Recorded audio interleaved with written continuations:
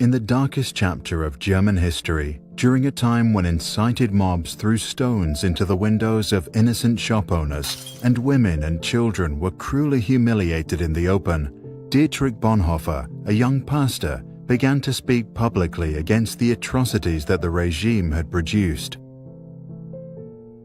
After years of trying to change people's minds, Dietrich Bonhoeffer came home one evening and his own father had to tell him that two men were waiting in his room to take him away.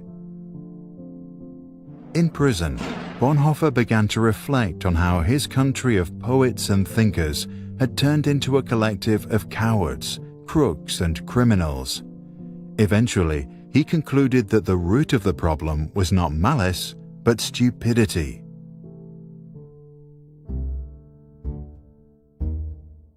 In his famous Letters from Prison, Bonhoeffer argued that stupidity is a more dangerous enemy of the good than malice, because while one may protest against evil, it can be exposed and prevented by the use of force. Against stupidity, we are defenseless. Neither protests nor the use of force accomplish anything here. Reasons fall on deaf ears. Facts that contradict a stupid person's prejudgment simply need not be believed, and when they are irrefutable, they are just pushed aside as inconsequential, as incidental. In all this, the stupid person is self-satisfied and, being easily irritated, becomes dangerous by going on the attack. For that reason, greater caution is called for when dealing with a stupid person than with a malicious one.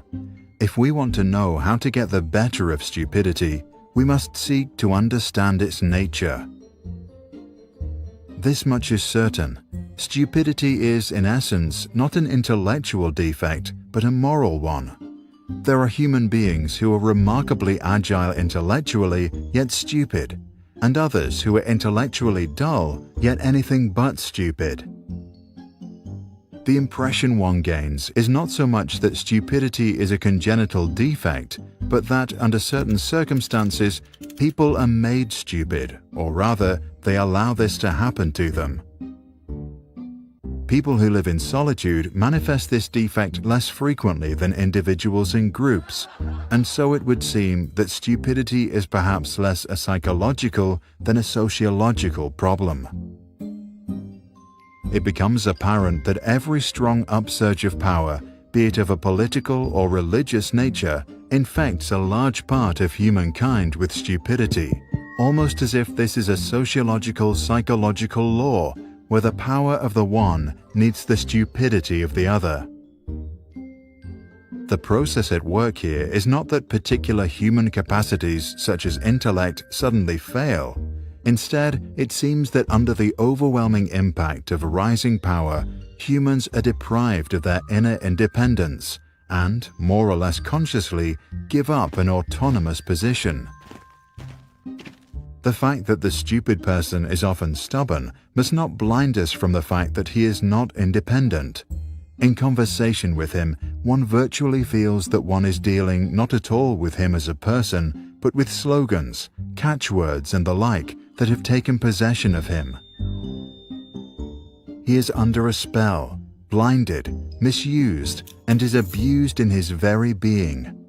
Having thus become a mindless tool, the stupid person will also be capable of any evil, incapable of seeing that it is evil. Only an act of liberation, not instruction, can overcome stupidity. Here, we must come to terms with the fact that in most cases, a genuine internal liberation becomes possible only when external liberation has preceded it. Until then, we must abandon all attempts to convince the stupid person.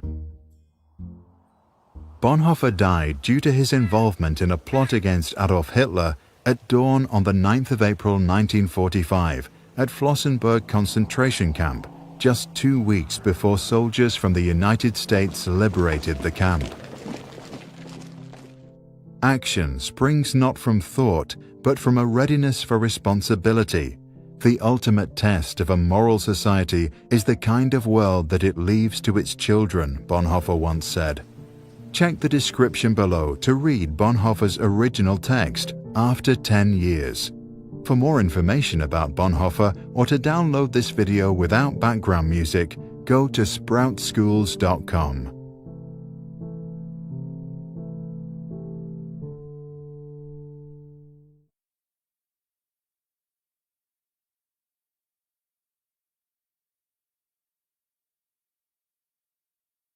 Sprouts videos are published under the Creative Commons license.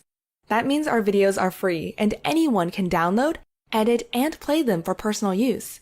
And public schools, governments, and nonprofit organizations can also use them for training, online courses, or designing new curriculums. To help us stay independent and support our work, you can join our patrons and contribute. Just visit patreon.com/sprouts. Even $1 can make a difference.